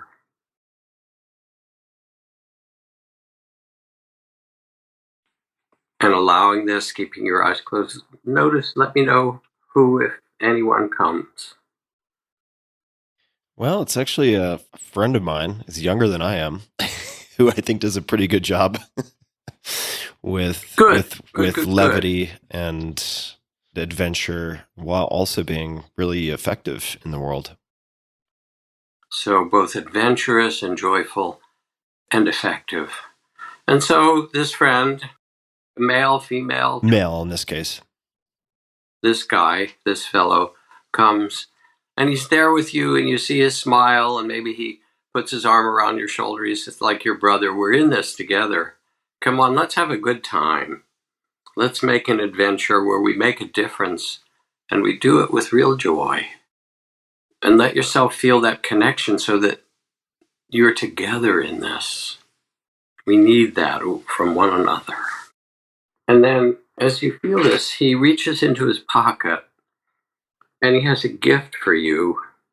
that's a clear symbol of what you need to step out of that small sense of self that you've talked about, that's vigilant, hypervigilant, and learn to try to protect yourself. He knows you're much bigger than that. And he has the perfect symbol, the gift that will help you to be who you really are. This joyful, vast, adventurous spirit. And see what he gives to you. He places it in your hands. If it's not clear, you can lift it up to the light so you can see it. Just what you need. What do you get from him? Would you like my answer? Yeah. So I don't know why. Well, there is no why, but it looks like a very small, maybe inch and a quarter, inch and a half diameter, almost like a pendant, but it's a silver circle with some type of circular bluish green stone in the center, which is round. All right, so hold it in your hand, and then you can ask him, what does this symbolize? And he'll tell you. You can know. Your intuition, your understanding will come. But what does he tell you it symbolizes? Unending connection, the circularity of it, just the illusion of separateness. So hold it in your hand, and he's reminding you that part of the joy and the adventure you can have is that you're connected with it all. You're always connected. And there's a joy in that, a spirit. You can't fall out of that circle because it is you. You are life. And then he whispers in your ear a few words of support for living with joy.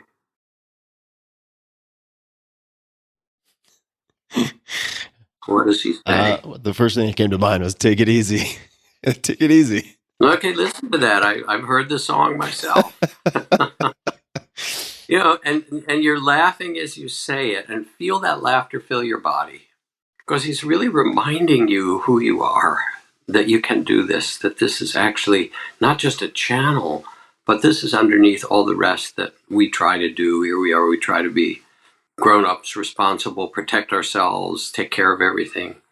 Take it easy. You can do what you do as he does, adventure and success with this joyful spirit. And pause and just feel it.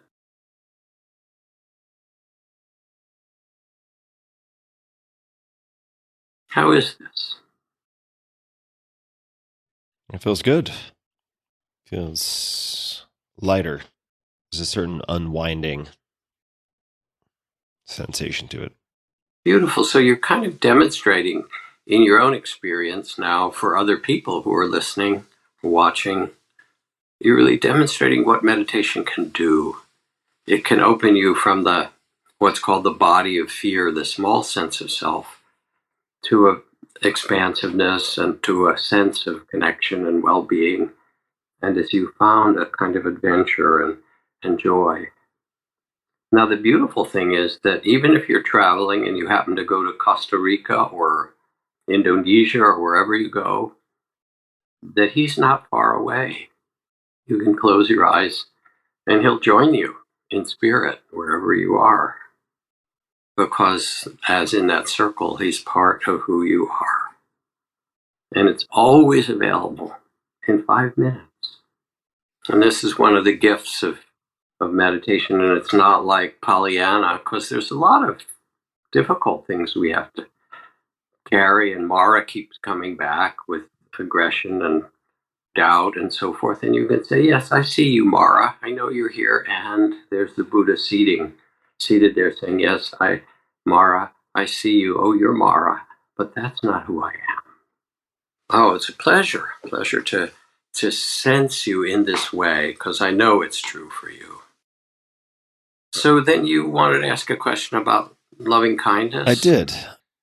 I was inclined to ask about loving kindness meditation because, as you and I have discussed, I think quite a few years ago, so it's been a little while, it seems to be sometimes an effective on-ramp for Westerners who have trouble with other forms of meditation. I don't know if that's a fair statement to make, but I do recall for the first time doing loving kindness meditation myself, very short meditations. I mean, really 5 minutes is what we're talking about, but doing it every night before bed when I was working on Tools of Titans, this book of mine. And it was incredible to look at the before and after effect on my default state of being after 5 or 6 or 7 days of just doing 5 minutes consistently of loving kindness meditation. It was quite shocking, to be honest. And for that reason, I thought I would ask if there's any loving kindness meditation you might recommend for people who would like to give it a shot. Well, first, I'm glad you had that experience, and it is common for people. And sometimes to sit in meditation, you sit, you close your eyes, and even if you're just trying to breathe and feel your breath and calm, the mind is racing, or the emotions of worry or anxiety or other things kind of take you over, and it doesn't feel like it's, at the first, it's not easy, and it even doesn't feel like it's working. It does work, but in the beginning, they can feel that way. So the wisdom of what you're saying is quite right, to actually deliberately turn the attention toward loving kindness meditation or something like it, the joy practice that we just started to do. And it doesn't take long, in 5 minutes. You just did 5 minutes, and it changed your state. The other practice that's also good is a walking meditation. Especially if you're upset, sometimes it's actually not that good to try to sit, but we naturally pace anyway. But this is more deliberately, like Thich Nhat Hanh, walking with a kind of deliberate care and attention, and maybe bringing in a little loving kindness. You to take each step for yourself or the people that open your heart most naturally, that you care about. So if people go on to my website, jackkornfield.com, there are a whole series of loving kindness meditations. If you click on meditations, primarily audio, there's a couple with videos, but primarily audio, and it helps to have a voice guiding you through it, at least for the first while. And then as you did, you can take it on and find your own language and do 5 minutes a day or 10 minutes, and it will change your consciousness really very quickly. And then I love doing it. You know, I can be on the airplane flying somewhere, and I'm reading my book or lost in whatever I'm doing, and it feels very isolating. And then I'll take 3 minutes and I'll look up, and I'll look down the aisle. There's an old grandmother, and I wish her well. May she be safe and happy, and loving kindness. Surround her with loving kindness. And then there's that Pierce teenager over there.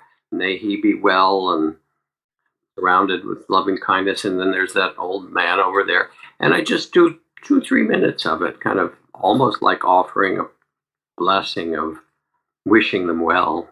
And then when we land and we get off, I could almost like wave goodbye to those folks, because they're like, oh yeah, I got connected with you. You don't know it, but we are connected. And it changes everything. And it happens, we're walking down the street, it can happen in a moment. So some of the other things just to recommend, I have a book entitled The Art of Forgiveness, Loving Kindness, and Peace, which has both stories in it and written down instructions for joy practice and loving kindness and compassion practice, along with those things on my website. And I do have this, what people are finding to be a kind of amazing teacher training program for people who are interested in learning it for yourselves and passing on these practices. You mentioned the MMTCP Mindfulness Meditation Certification Program. Also, you can find on my website. And it's a 2-year program. There's ways to start to learn meditation if you haven't. And we've now done it for 5,000 people in 70 countries. And I get stories like this woman who's in Lahore, Pakistan, who said, you know, after I've gone through this, now I'm teaching this in a girls' school in Pakistan. And it's so helpful for the girls to have the compassion and loving kindness training and joy practices. Or I get a note from a guy who says, yeah, I'm in Kenya. You know, I work in a clinic. And yes, we need to tend to people medically, but they also really need medicine for the heart. And I teach people, and there's so much gratitude. So for anybody interested, it's a wonderful training, and that's also available. And I feel really blessed, Tim, because somehow looking for adventure like you, and as we do when we're young, I decided to go into this Buddhist monastery. And it was tough, which of course we want as young people to be initiated, to try something difficult, to see what we can learn. And as my teacher said, where have you learned the most? When it was easy or when it was difficult?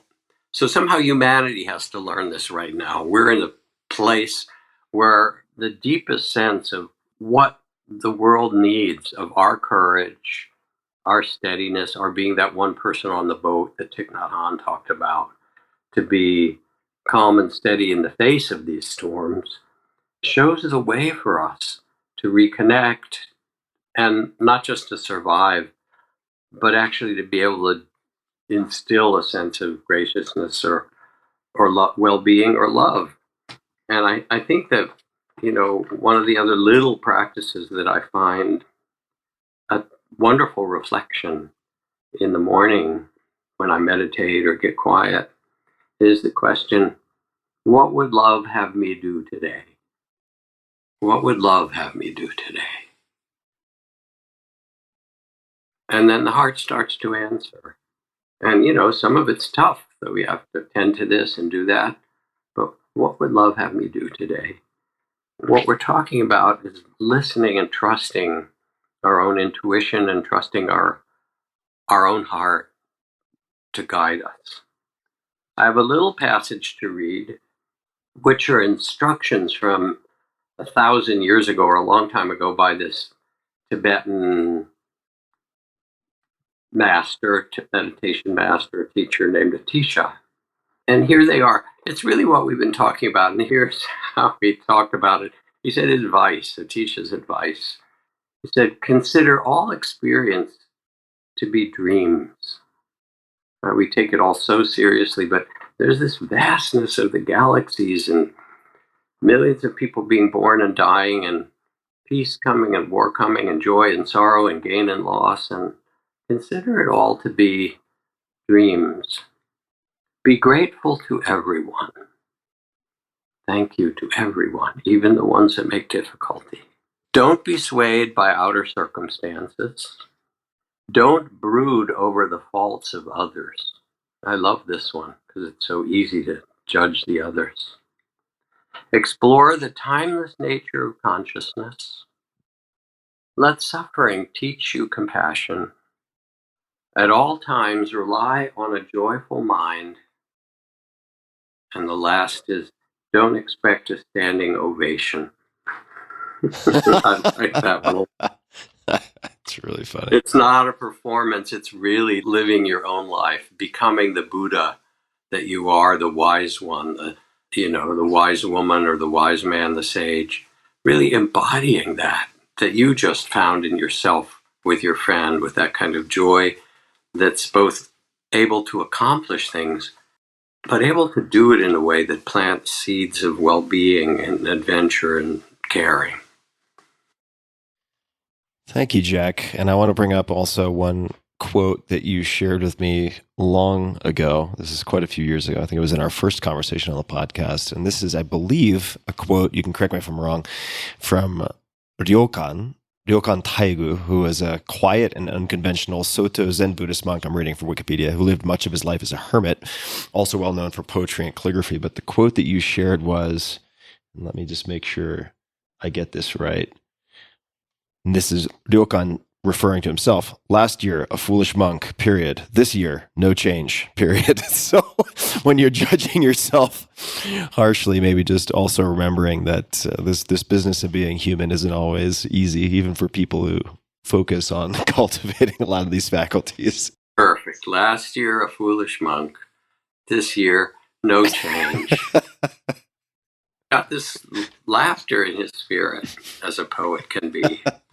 Thank you, Tim, always. Yes, absolutely. And I will include links for everyone in the show notes to everything we referred to. So jackkornfield.com, at Jack Kornfield on Twitter, and Instagram, Jack_Kornfield. And for those interested in the loving kindness meditations on your meditations section of your website, which is jackkornfield.com/meditations.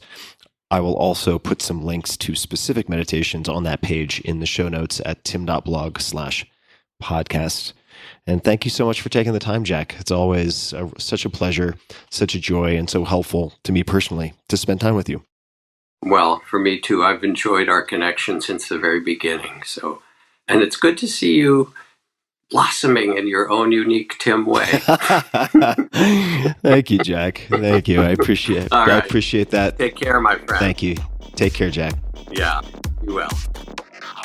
Hey guys, this is Tim again. Just one more thing before you take off, and that is 5 Bullet Friday. Would you enjoy getting a short email from me every Friday that provides a little fun before the weekend? Between 1.5 and 2 million people subscribe to my free newsletter, my super short newsletter called 5 Bullet Friday. Easy to sign up, easy to cancel. It is basically a half page that I send out every Friday to share the coolest things I've found or discovered or have started exploring over that week. It's kind of like my diary of cool things. It often includes articles I'm reading, books I'm reading, albums perhaps, gadgets, gizmos, all sorts of tech tricks and so on that get sent to me by my friends, including a lot of podcast guests. And these strange esoteric things end up in my field, and then I test them, and then I share them with you. So if that sounds fun, again, it's very short, a little tiny bite of goodness before you head off for the weekend, something to think about. If you'd like to try it out, just go to tim.blog/Friday. Type that into your browser, tim.blog/Friday. Drop in your email, and you'll get the very next one. Thanks for listening. This episode is brought to you by Athletic Greens. I get asked all the time what I would take if I could only take one supplement. The answer is invariably Athletic Greens. I view it as all-in-one nutritional insurance. I recommended it, in fact, in the 4-Hour Body. This is more than 10 years ago, and I did not get paid to do so. With approximately 75 vitamins, minerals, and whole food-sourced ingredients, you'd be very hard-pressed to find a more nutrient-dense and comprehensive formula on the market. It has multivitamins, multi-mineral greens complex, probiotics and prebiotics for gut health, an immunity formula, digestive enzymes, adaptogens, and much more. I usually take it once or twice a day just to make sure I've covered my bases if I miss anything I'm not aware of. Of course, I focus on nutrient-dense meals to begin with. That's the basis. But Athletic Greens makes it easy to get a lot of nutrition when whole foods aren't readily available. For travel packets, I always have them in my bag when I'm zipping around. Right now, Athletic Greens is giving my audience a special offer on top of their all-in-one formula, which is a free vitamin D supplement and 5 free travel packs with your first subscription purchase. Many of us are deficient in vitamin D. I've found that true for myself, which is usually produced in our bodies from sun exposure. So, adding a vitamin D supplement to your daily routine is a great option for additional immune support. Support your immunity, gut health, and energy by visiting athleticgreens.com/Tim. You'll receive up to a year's supply of vitamin D and 5 free travel packs with your subscription. Again, that's athleticgreens.com/Tim. This episode is brought to you by 8 Sleep. My God, am I in love with 8 Sleep. Good sleep is the ultimate game changer. More than 30% of Americans struggle with sleep, and I'm a member of that sad group. Temperature is one of the main causes of poor sleep, and heat has always been my nemesis. I've suffered for decades, tossing and turning, throwing blankets off, putting them back on, and repeating ad nauseum. But now, I am falling asleep in record time, faster than ever. Why? Because I'm using a simple device called the Pod Pro Cover by 8 Sleep. It's the easiest and fastest way to sleep at the perfect temperature. It pairs dynamic cooling and heating with biometric tracking to offer the most advanced but most user-friendly solution on the market. I polled all of you guys on social media about the best tools for sleep, enhancing sleep, and 8 Sleep was by far and away the crowd favorite. I mean, people were just raving fans of this. So I used it, and here we are. Add the Pod Pro cover to your current mattress and start sleeping as cool as 55 degrees Fahrenheit or as hot as 110 degrees Fahrenheit. It also splits your bed in half, so your partner can choose a totally different temperature. My girlfriend runs hot all the time. She doesn't need cooling. She loves the heat, and we can have our own bespoke temperatures on either side, which is exactly what we're doing. Now, for me, and for many people, The result, 8 Sleep users fall asleep up to 32% faster, reduce sleep interruptions by up to 40%, and get more restful sleep overall. I can personally attest to this because I track it in all sorts of ways. It's the total solution for enhanced recovery, so you can take on the next day feeling refreshed. And now, my dear listeners, that's you guys, you can get $250 off of the Pod Pro cover. That's a lot. Simply go to 8sleep.com/Tim or use code TIM. That's 8, all spelled out, EIGHT, sleep.com/Tim, or use coupon code TIM, TIM. 8sleep.com/Tim for $250 off your Pod Pro cover.